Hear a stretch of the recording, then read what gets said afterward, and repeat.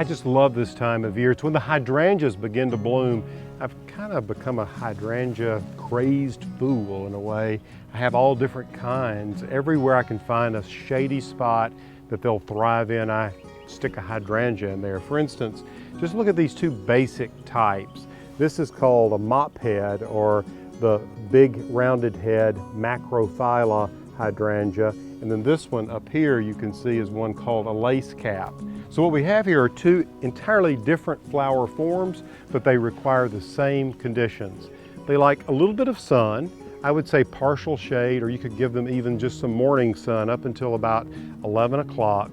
And as their name implies, hydrangea, they like moist soil, consistently moist soil, not soggy, wet feet, not boggy ground, but just consistently moist soil. And yes, it is true you can change the color by changing the pH or the chemistry of the soil. If you want them to be pink like this, what you want is a soil that is much more alkaline, meaning that you would want to apply a lot of lime, hydrated lime around them.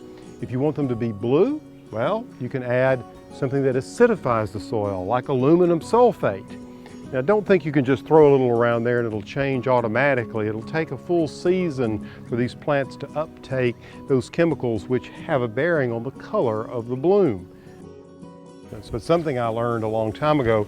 Whether you're cutting lace caps or you're cutting these mophead types, you want to do two things. You want to cut the hydrangea bloom in the early morning, okay?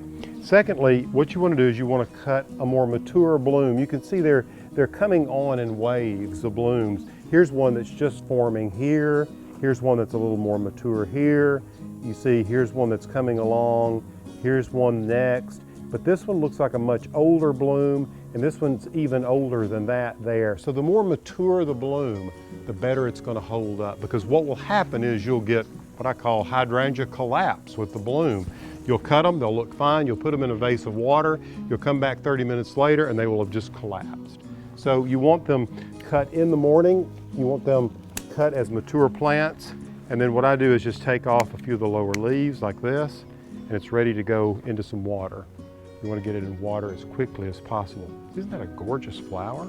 If you're enjoying these segments on how to make your life more beautiful, make sure you subscribe to ehowhome.